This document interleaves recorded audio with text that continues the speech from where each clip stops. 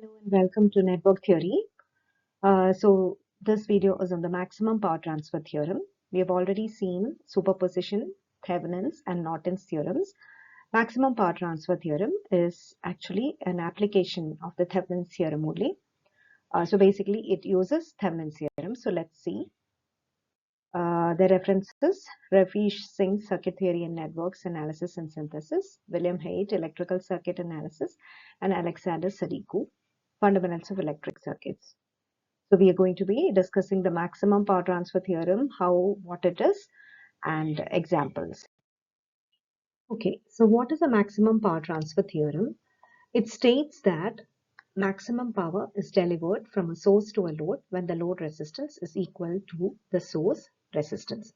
So in a typical circuit, we have a source, there is a source resistance and the load resistance.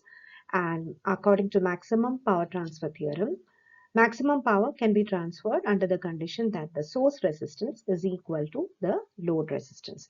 So you can see that the current is given by V divided by Rs plus RL. So which means that you can find out the power. Now what is the power transferred to the load? That is found out as P is equal to I squared into RL, right? Where I is equal to V by Rs plus RL. Now for maximum power, you differentiate dP by the expression for power with respect to RL and put that equal to 0, and we obtain Rs is equal to RL. So this is the condition for maximum power transfer. Now we know that a circuit can be replaced by its Thevenin's resistance, Thevenin's by the Thevenin's voltage and Thevenin's resistance. So any circuit with a load can be actually represented by this much part is the circuit, and so the VTH in series with RTH and RL forms your Thevenin circuit. So comparing these two circuits, we can see that V is equal to VTH and RS comes out to be RTH. So for maximum power to be transferred from the circuit to the load, we should have the condition. So instead of RS, we have got RTH, right? So instead of RS here, we have got RTH. So this is RS in the original circuit, this is RTH. So which means that for maximum power, RL should be equal to RTH. So this is the condition. Okay. So this is what we were saying, VTH in series with RTH and RL. So maximum power will be transferred when the load resistance is equal to the Thevenin's resistance. And you can find out the maximum power in this way. So you know maximum power is given by I squared into RL. Now P will be equal to I squared into RL. For the circuit, I squared, I is equal to VTH by RTH plus RL the whole square. This is the current into RL. Now, what is the condition for maximum power? That RTH is equal to RL. So when you substitute RTH is equal to RL, you end up with the expression that power max is equal to VTH squared by 4 RTH. So in other words, we can say that to solve a problem using maximum power transfer theorem, we need to find out VTH and RTH. Once you find it out, so you can use the Thevenin's theorem to find out Thevenin's voltage and the Thevenin's resistance. And once you find it out, maximum power can be calculated as VTH squared by 4 RTH. So this is how we solve maximum power transfer problems. So when we are solving, so we are going to be just revisiting the Thevenin's theorem again. We have to find out VTH and RTH. So what do? We remove the load resistor RL, and at the open circuited terminals, we find out the open circuited VTH across the points A and B. A and B are the load terminals basically. And find the resistance RTH as seen from points A and B under the condition that all sources are made equal to 0. So when you find out RTH, you find out VTH. VTH you find out by open circuiting the load and finding out the open circuited voltage. RTH, again you find it out as the equivalent resistance at the open circuited terminals with the condition that all sources are made equal to 0. So this is how we do it for the Thevenin's theorem. So once we find out VTH and RTH, you can find out the maximum power and using this formula. Okay, now let's try to solve an example here. So here you have two sources, only independent source here, and the load resistance is RL. So you have to find out the value of RL for maximum power transfer. So we know that according to the maximum power transfer theorem, maximum power will be transferred when RL is equal to RTH. So you're just asked to find out the value of RTH, RL, or RL is RTH, right? Now to find out RTH, what do? We know that our equivalent resistance has to be found out by making all the voltages, voltage sources 0 and current sources 0. So what do? I short this voltage source. Voltage source can be made 0 by short circuiting. Then I remember that according to what we have studied already in Thevenin's theorem. So we are redrawing the circuit like this. 6 ohm, 3 ohm. Now, this is a current source. So this one is a current source. It has to be open circuited. Voltage source is shorted. So like here, it is shorted over here. Now the current source after the 3 ohm, we have a current source here and that is to be open circuited. So that doesn't come into the picture at all. And we have a 2 ohm here and this is the equivalent resistance till this point. So we have open circuit. So this was your RL. RL is open circuited and till here, this point, we have to find out the equivalent resistance. So we can see that RTH is going to be equal to 6 parallel to 12.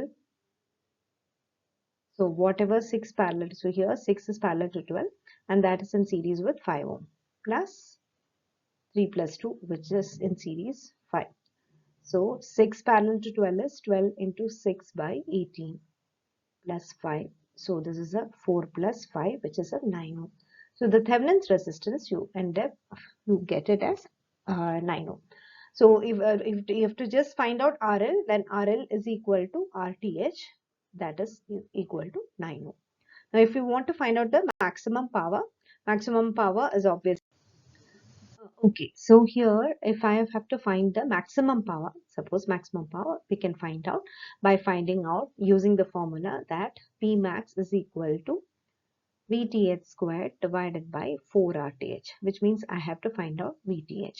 RTH we have already found out. Now to find out VTH, what do? You open circuit the load resistance. So the load resistance is open circuited and you're going to be finding the proper voltage here.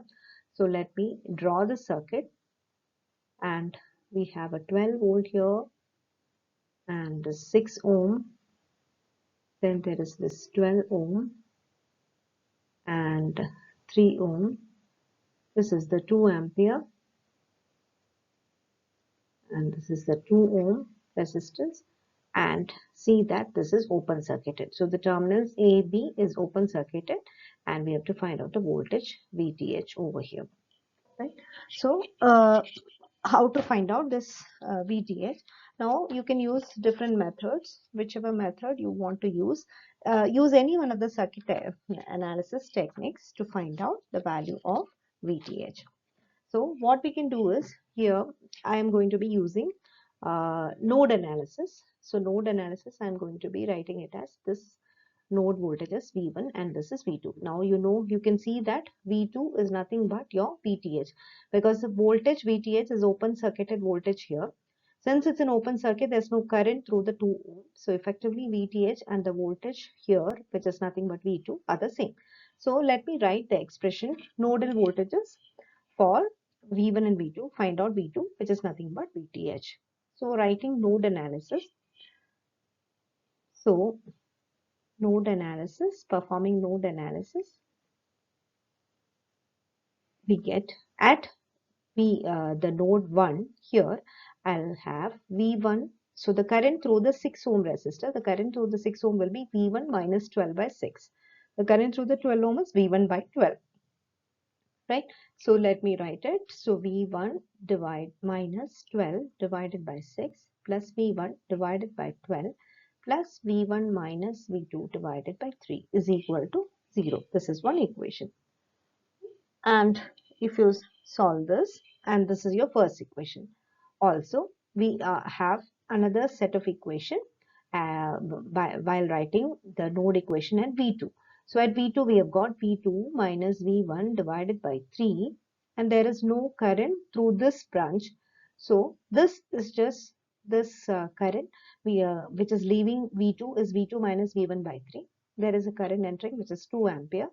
So we can say that this is equal to 2 ampere. So the current leaving node V2 is V2 minus V1 by 3. That is equal to current entering, which is 2. So V2 minus V1 is equal to 6. This is equation number 2. So if you solve this, find out V1 and V2, we get V2 is equal to, so V1 solving, you get V1 is equal to 16, V1 is equal to 16 volt, and V2 is equal to V2 minus V1 is 6, so V2 is 22 volt. So which means what? We have found out the V2. V2 is nothing but VTH. So V2 is equal to VTH, and that is equal to 22 volt. So once we have this, you can substitute it in the equation PM is equal to 4 VTH squared by 4 RTH and find out the maximum power. Right? So if only RL is asked, you have to just find out RTH. RL is equal to RTH for maximum power. Right? So this is what we do. So to summarize, the maximum power transfer theorem is used in circuit analysis, makes use of the Thevenin's theorem. The maximum power is transferred when RL is equal to RTH, and you find the maximum power value as VTH squared by 4 RTH.